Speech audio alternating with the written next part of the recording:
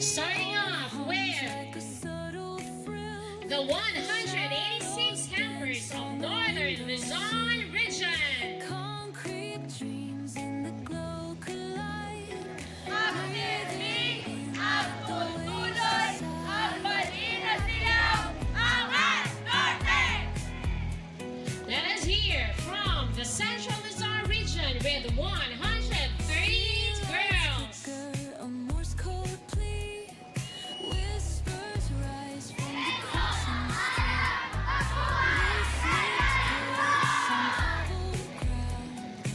Let us hear from the 108 girls of Southern Luzon region. In the city, stand Kung galing-galing, kung galing-galing, kung galing-galing, sinilala ng iyong Southern. Let's give it up for the 160 girls of Visayas region. drunk on the charm. Ikaw, Swazina! Think the same like the money Let's give it up for the 136 girls of Western Mindanao region. hides truth in a smoky Arriba, Arriba, Make some noise! 244 girls of the Eastern Mindanao region.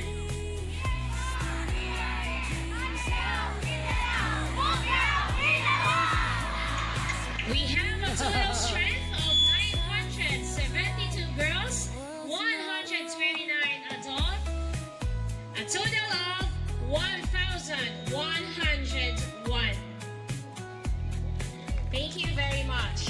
Girls, you may get your seat upon and take your seat. Thank you. Thank you so much. your burdens upon me, those who are heavily laden. Come to me, all of you who are tired of carrying heavy loads. For I will give you esteem.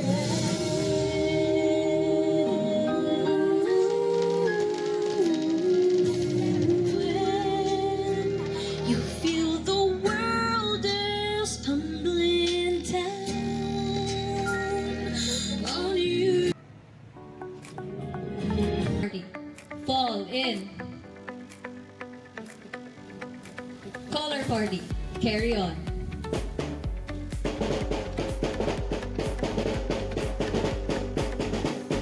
Neon signs light up the night. Electric hearts in a city so bright.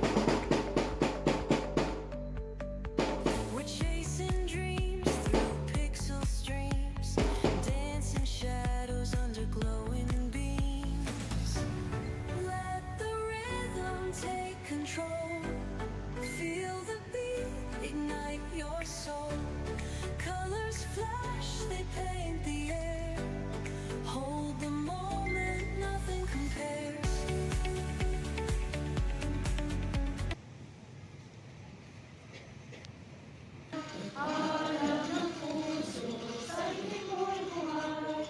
Lupang hinirang, ngunit ka lang magiting, sa manlulupi, di ka pasisiil, sa Panunumpa ng katapatan sa watawat ng Pilipinas, sabay-sabay.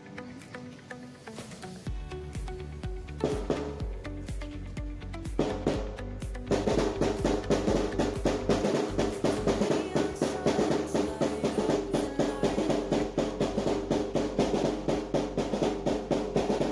Electric hearts in a city so bright. We're chasing dreams through pixel streams. Promised law in unison. On my honor, I will do my duty to God and my country, to help other people at all times and to live by the Girl Scout law. A Girl Scout's honor is to be trusted. A Girl Scout is loyal. A Girl Scout is helpful. A Girl Scout is a friend to all and a sister to every other Girl Scout. A Girl Scout is courteous. A Girl Scout respects living things. A Girl Scout is disciplined. A Girl Scout is self-reliant. A Girl Scout is thrifty. A Girl Scout is clean in thought, word, and deed. 3, 2, 1. Cheers! Yes, girls can cheer for their own councils. Yes. Girl Scout clap for your councils, girls. Parang hindi sabay-sabay. Once again, Girl Scout clap. Yes. With all council flags now raising proudly, may they serve as symbols of our collective strength, sisterhood, and dedication to the ideals of Girl Scouting.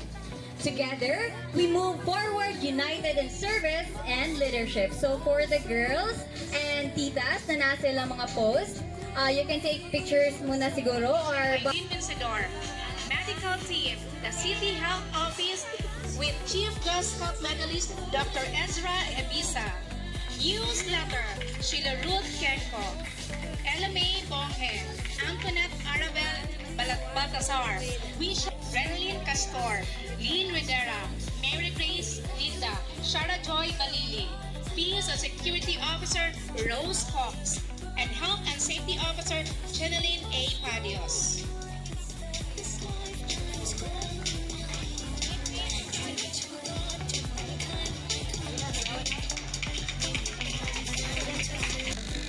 And now, as we continue this meaningful program, we are likewise honored to be joined by a strong partner in education, and you inspire us with a message of support for the Girl Scouts of the Philippines. May we invite Dr. Alan G. Farnazo, the Department of Education Region 11 Regional Director. Magandang gabi sa inyo lahat. Kalalabas ko lang sa likuran. Nagkakagulo na doon ang bango-bango na ng chicken minodo. Para bang sinisigaw na mga nagluluto doon. RD Alan, just say you're welcome to them and stop talking so that they can feast on the food. But alam po ninyo, nang tinanggap ng Eastern Mindanao Region ang hosting ng National Camp, ay gulong-gulo ang isipan ni Regional Executive Director Malit Arubo. Parang hindi ko alam kung tinakbuhan siya ng boyfriend. I promise her to define the terms of support she expects from DepEd because DepEd will be there. Truth to tell, bihira po kami magkakasama ng mga superintendent, but for the first time this month, since New Year, lahat ng schools division superintendent ng Davao Region ay kasama ko kahit gabi na.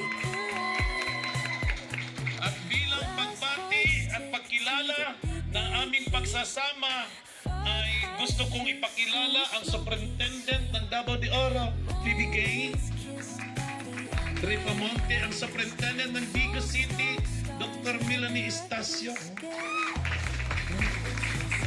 Isa sa pinaka-pride namin kasi lately siya yung taga Mindanao, ha? Yung outstanding alumna ng Philippine Normal University, hindi taga Luzon. Ang Schools Division Superintendent ng Davao Oriental, Dr. Joe Cadol, at member din ng ating Central Board. Nangampanya pa ako doon sa Cagayan de Oro City. Ako lang yung lalaking Girl Scout na nangangampanya sa eleksyon ng Central Board. Pero lahat naman ata ng kinampanya ko ay nanalo. The Superintendent of Sangmal, Dr. Emma Camporidondo. At saka tingnan nyo naman kami lahat ng mga lalaki. Kompleto. I require them to wear the male version of the Girl Scout attire, including the jacket courtesy of Girl Scout. The Superintendent of Davao City, Dr. Renante Solitario. Ayan, yun ang sinasabi ko. Kasi pag nagbo-Boy Scout affair, pinagbo-Boy Scout din namin ang girls, kaya makaganti man lang kayo kahit minsan lang ngayong gabi. The Superintendent of Davao Occidental, Dr. Romil Handayan. The Superintendent of Mati City, Dr. Winnie Batoon. At itong superintendent na ito na ata yung council na palaging pumupunta sa kung anong mga lupalop ng mundo. Napaka-aktibo nila. The Superintendent of Davao del Sur, Dr. Lorenzo Mendoza. Ang ating presidente ng national president, Ma'am Yuson, na matagal ko nang nakasama, Ma'am Santiago, lahat at maraming absent ng mga national officers natin ngayon. Konti lang. Yung mga kababayan ko, sila Saiki, wala dito, sila Marites. Yung mga kababata ko, Marites. Nagtatawag ako yung mga taga-doon kasi sa amin kaya. At napaka-aktibo naman. Dr. Saik, nandasan siya. Ayan, gugulpihin ako niyan mamaya. Lalong-lalo na Dr. Saiki na Valentine's bukas, pasensyahan mo na lang ako. Friends, ladies and gentlemen, girls all over the Philippines, Council President, Council Board, Council Executive, lahat na may kinalaman sa girls, lahat ng gusto sa girls, at lahat ng mundo na ang puso ay babae. Lalong-lalo na dahil tomorrow is the heart of the world where girls founded the humanity among men, ang ating Valentine's Day. Sabi nila ang mukha ng Valentine's Day ay babae. Dahil ang puso ng pamilya, puso ng komunidad, puso ng bansa ay babae. Ang bansang may pagmamahal sa kababaihan ay bansang may maipagmamalaki at dakila at dalisay ang puso. Ladies and gentlemen, this is not about making you feel good because this is the gathering of the Girl Scout.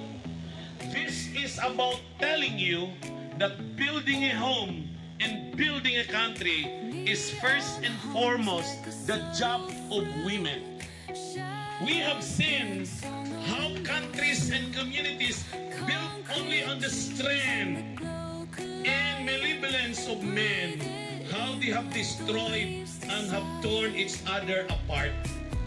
It's the women that brings the family together. Walang makakatanggi sa ina. Walang makakaiwas. Princess C. Cervantes Giducos. Let us give her a warm round of applause. Hello. Thank you very much. I'm going to stand here kasi baka ka-height lang kami ng podium, di nyo ako makita. Ako po ay magta-30 na, pero yung height ko parang girl pa din. Just to share a brief background, I have rewritten my speech for tonight for a lot of times while driving, kanina na naman, tapos habang nakaupo na naman. Siguro because I want to share a lot and I have a lot in mind. But there's only one thing, that I love the Girl Scouts. Tama? Do you love the Girl Scouts?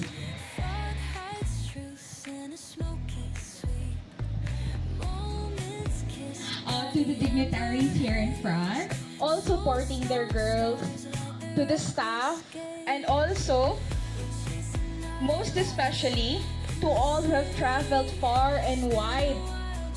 alam ko po ang layo-layo ng iba dito, pero pumunta po kayo dito sa Davao, sa Camp Alano. We welcome you to our beloved Camp Alano. Say, I hope I'll be able to say, titas, I pray na I will be able to say, naging girl ko yan. Padayon girls, continue to teach and preach what the Girl Scouting movement has taught us. Continue to make a difference. Continue to live by the Girl Scout promise and law. not only when you're wearing your uniform, but in your everyday life. This time, I encourage everyone to say, once a Girl Scout, always a Girl Scout. In 3, 2, 1. Once a Girl Scout, always a Girl Scout. To end this speech, let us all give ourselves a round of applause for showing up, for being here, for accepting the challenge to continue the love for the Girl Scouting movement. Maayong gabi sa tanan! That we have crafted only a week ago a new vision for the Girl Scouts of the Philippines. It still has to be approved by the EXICOM and the Central Board, but I want to share with you what our executive committee has come out with, because it's very simple and you can understand it. This is the vision of Girl Scouts of the Philippines. Filipino girl, do you feel valued, girls? Do you feel you are loved in Girl Scout? Yes, so you are valued, empowered.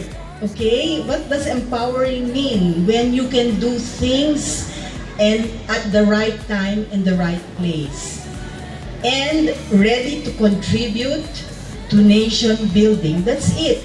And ready to contribute to nation building.